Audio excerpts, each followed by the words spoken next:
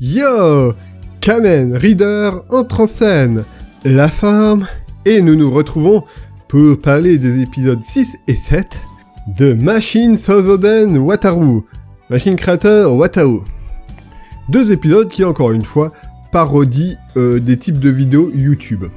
Entre autres, donc, l'épisode 6 parodie les apology vidéos, donc les vidéos d'excuses, avec donc l'adversaire, l'antagoniste de l'épisode, qui arrête pas du coup de s'excuser partout pour tout, mais continue de foutre de la merde. C'était très drôle. Franchement, j'aime bien ce côté parodique de YouTube, je trouve ça sympa. Surtout que c'est pas méchant en vrai, hein, c'est pas... Ils font pas avec un mauvais arrière-pensée, c'est toujours juste rigolo. Et l'épisode était, ma foi, fort intéressant, entre autres parce qu'on apprenait un peu plus sur le lore de l'univers de Wataru, et qu'on s'est retardé sur le développement du personnage de Ryunrun, donc qui était un personnage qui était un peu en retraite, hein, donc qui est le familier de Ryujin Maru, et donc qui guide un peu Wataru, ouais. Et donc on comprend un peu mieux son rôle, qui est toujours d'être un peu plus sérieux, ce qu'il fait, comment il aide. Donc c'était un épisode fort intéressant. Il y avait plein de petits détails intéressants, mais moi ce qui m'a le plus intéressé c'était l'aspect du coup du lore. Entre autres, on apprend donc qu'il y a plusieurs dieux dans le Shichibukai. Autre donc Ryujin, que le dragon doré. Entre autres, il y a un phénix, il y a une tortue, il y a un tigre. Donc il semble être basé sur les 4 directions. Après, normalement, t'as 2 dragons en vrai. Le dragon doré, c'est c'est le centre. Et en fait, il y a un dragon bleu aussi qui est l'est, je crois. Je crois que le dragon bleu, c'est l'est. Enfin bref. Et donc, a priori, Ryujin, si ça marche comme ça serait donc le dragon du centre. Donc il y en a 4 autres. On voit aussi Vizef, Aon, donc le phénix. Donc qui est en fait... qui était en fait le maître de l'antagoniste qu'on a vu. Donc on apprend qu'en fait il y a une école où vont les différents familiers qui, avant de se mettre au service du dieu. Et donc... l'antagoniste avait le problème qui est en fait elle, c'est un mec ou une meuf, je sais plus ça. Enfin voilà, l'antagoniste avait le problème qui était allergique aux plumes de son dieu. C'est possible ça. Enfin bref, d'être allergique à des plumes, voilà. Et que donc, du coup, tant qu'à faire, elle est passée du côté obscur et Angela parce qu'elle pouvait plus servir son dieu. Vu qu'il y a une voix féminin, voilà, dire ça.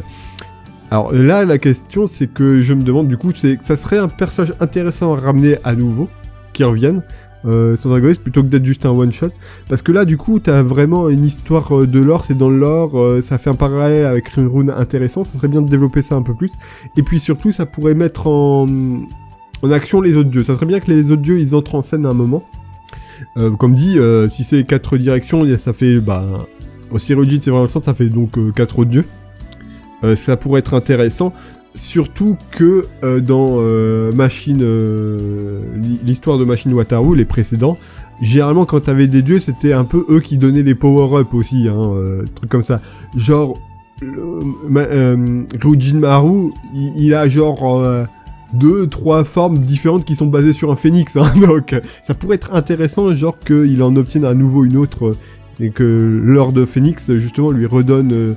une nouvelle forme suite à un épisode où il réussit à réconcilier le familier avec Phoenix, voilà, à faire une rédemption à la hacheuse là qui arrêtait pas de s'excuser et de foutre la merde. Ça pourrait être intéressant dans un épisode suivant, et donc il pourrait aussi du coup donner peut-être des formes basées sur les 4 directions, donc une tortue et tout ça.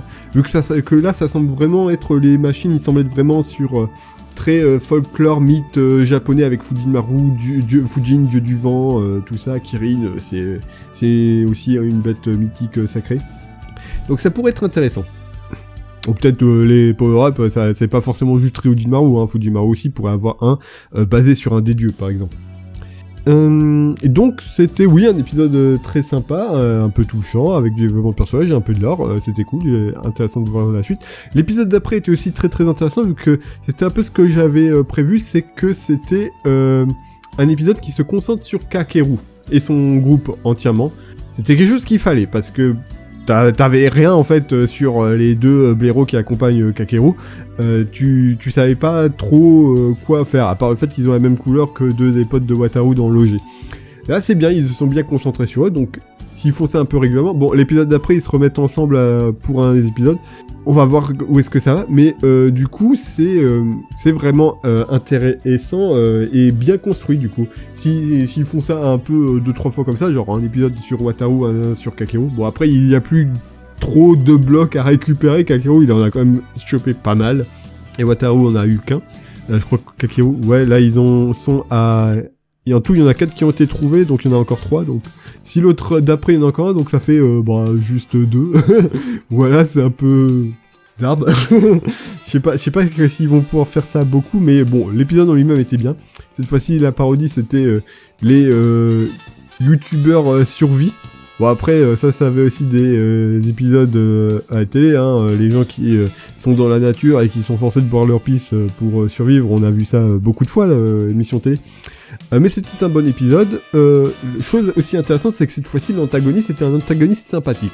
Pendant la plupart de la série, il passe en fait son temps à aider Kakeru et les autres. Et il y a même eu un moment où il montre sa famille, voilà, pour qui il travaille et tout ça. Il y a vraiment un côté... il est un peu il est un peu malmené par son boss, donc il y avait un côté sympathique. D'ailleurs, quand l'employé Fada de la survie mentionne sa famille et le fait qu'il a pas vu son enfant depuis sa naissance, Kakeru a l'air de tiquer. C'est assez intéressant parce qu'il a été élevé par son grand-père, ce qui veut dire que donc ses parents ont été absents de sa vie, donc ça semble avoir marqué. C'est un détail important au niveau de sa caractérisation, a priori, peut-être qu'ils vont faire quelque chose avec. Je trouvais que c'était un détail intéressant à souligner. C'était un adversaire sympathique, même Kakeru, il dit il veut pas se battre à la base, parce qu'il les a aidés, il l'aime bien. Mais et c'est ses compères qui le disent mais on en a bavé avec lui, pète-lui la gueule. En vrai, ils disent ça. Avec la révélation à la fin d'épisode, tu comprends un peu pourquoi ils réagissent comme ça, en vrai. C'était sympa, c'était intéressant de voir vraiment un contraste. Du coup, encore une fois, ça serait aussi peut-être intéressant de le revoir plus tard.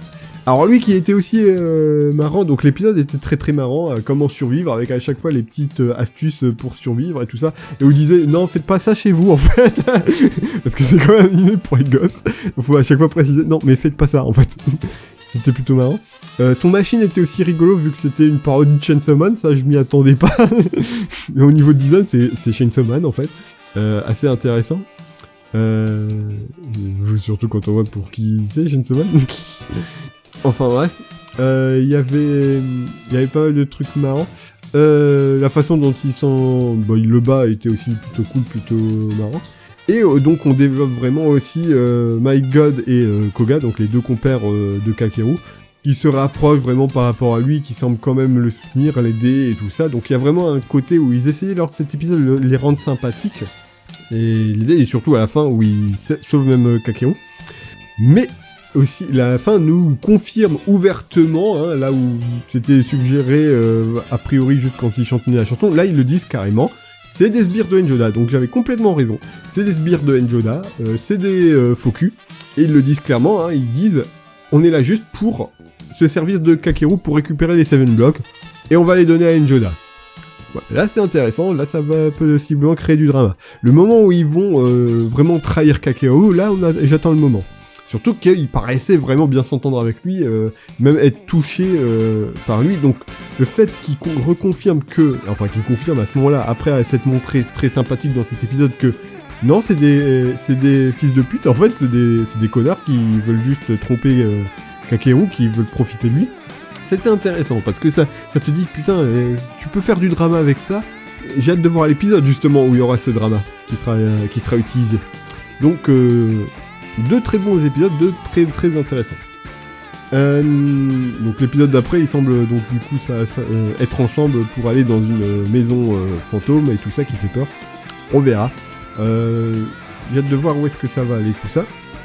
Et oui, et puis petit aparté rigolo. L'humour est toujours très très drôle. Très bien, je vais pas m'attarder sur tous les gags, mais j'aime bien le gag que en fait offline, à chaque épisode en fait, il va utiliser une manière différente pour invoquer Fujinmaru. Même là, avec le fait que, bon bah, il est play avec ses fesses, le nom de Fujinaru. Bon, il a changé, finalement, il va faire avec des drapeaux, ce qui est encore plus compliqué. Et j'aime bien ce gag. Je me demande combien de méthodes différentes ils vont trouver avant qu'ils se disent, ouais, non, mais en fait, je pourrais juste dire son nom. Je pourrais juste faire le truc avec le téléphone, mais c'est juste, on se met d'accord, c'est ça, quoi. Enfin bref, un truc simple. Je sens que ça va se terminer, il va faire à chaque fois des méthodes de plus en plus compliquées et difficiles. Puis après, ça va juste se terminer, ça va être un truc tout con, quoi, tout simple à la fin, genre dans le dernier épisode. Il y a moyen. Mais voilà, donc, Wataru, très très bon épisode, très encore une fois, j'aime bien là, franchement, j'ai hâte de voir où est-ce que ça va aller, où est-ce que ça va continuer. Bon, Wataru qui se fait mettre une vitesse par Kakeru, hein, par contre, ça serait bien d'équilibrer le truc, Wataru il a qu'un seul bloc, Kakeru il en a 3, ça serait bien d'équilibrer le truc, pour qu'il y ait un peu match, parce que sinon, voilà. Hâte de voir le prochain, qui promet d'être aussi fun et intéressant. C'était Kamen Rider, je quitte le stage. Tauh!